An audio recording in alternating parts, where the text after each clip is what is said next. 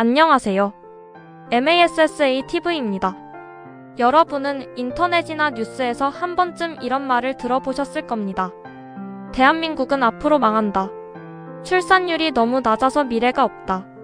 청년들은 취업도 어렵고 집도 못 산다. 경제가 계속 나빠질 것이다. 이런 이야기가 반복되다 보니 많은 사람들이 대한민국의 미래를 걱정하고 있습니다. 그렇다면 정말 대한민국은 앞으로 쇠퇴하는 나라가 될까요? 아니면 지금의 위기를 극복하고 다시 성장할 수 있을까요? 그래서 오늘은 AI에게 아주 단순하지만 많은 사람들이 궁금해하는 질문을 던져봤습니다. 한국이 앞으로 망할까요? AI는 예상과 달리 망한다, 망하지 않는다 처럼 단순하게 대답하지 않았습니다. 대신 인구 구조, 경제 성장, 산업 경쟁력, 기술 발전, 국제 정세, 교육, 국가 재정까지 다양한 요소를 종합적으로 분석했습니다. 그리고 흥미로운 결론을 내놓았습니다. 먼저 AI가 가장 심각하게 본 문제는 바로 인구 감소였습니다. 현재 대한민국은 세계에서 가장 낮은 수준의 출산율을 기록하고 있습니다. 아이가 태어나지 않으면 시간이 지날수록 생산 가능 인구는 줄어들고 고령 인구는 계속 늘어나게 됩니다. 이렇게 되면 기업은 일할 사람을 구하기 어려워지고 국가는 연금과 복지에 더 많은 예산을 사용해야 합니다. 세금을 내는 사람은 줄어드는데 복지 지출은 늘어나니 경제의 부담이 커질 수밖에 없습니다. AI는 이것이 대한민국이 앞으로 해결해야 할 가장 큰 과제라고 평가했습니다. 하지만 AI는 인구가 줄어든다는 이유만으로 국가가 망하는 것은 아니라고 설명했습니다. 과거에는 사람이 많아야 경제가 성장했지만 지금은 상황이 조금 달라졌습니다. AI와 로봇, 자동화 기술이 빠르게 발전하면서 적은 인원으로도 더 많은 생산이 가능해지고 있기 때문입니다. 실제로 공장에서는 자동화 설비가 사람을 대신하고 있으며 사무실에서는 AI가 문서 작성과 데이터 분석을 도와주고 있습니다.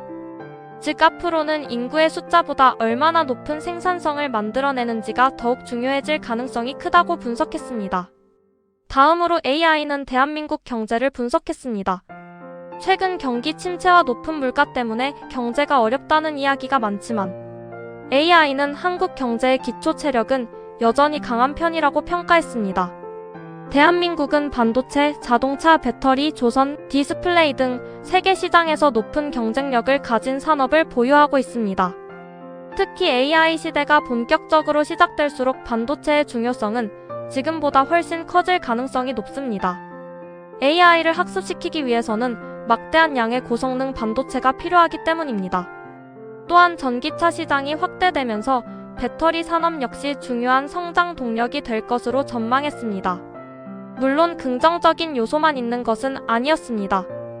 AI는 대한민국과 수출 의존도가 높은 국가인 만큼 세계 경제의 영향을 크게 받을 수 있다고 분석했습니다. 미국과 중국의 무역 갈등이나 국제 정세 변화, 원자재 가격 상승과 같은 외부 요인이 발생하면 경제 성장에도 영향을 받을 가능성이 높다는 것입니다. 따라서 새로운 성장 산업을 계속 육성하고 수출 시장을 다양화하는 것이 매우 중요하다고 평가했습니다. AI가 특히 중요하게 언급한 부분은 바로 교육과 인재였습니다. AI는 앞으로 단순히 지식을 많이 암기하는 사람보다 새로운 문제를 해결할 수 있는 사람이 더 높은 가치를 가지게 될 것이라고 분석했습니다. 필요한 정보는 AI가 순식간에 찾아줄 수 있기 때문입니다. 대신 정보를 어떻게 활용할 것인지, 어떤 결정을 내려야 하는지, 사람들과 어떻게 협업할 것인지가 훨씬 중요한 능력이 될 것이라고 설명했습니다. 따라서 교육 역시 암기 중심에서 창의력과 문제 해결 능력을 키우는 방향으로 변화해야 한다고 분석했습니다. 또 하나 눈여겨볼 부분은 AI 기술 자체였습니다. 많은 사람들이 AI를 일자리를 빼앗는 존재로 생각하지만 AI는 오히려 국가 경쟁력을 높일 수 있는 가장 강력한 도구라고 평가했습니다.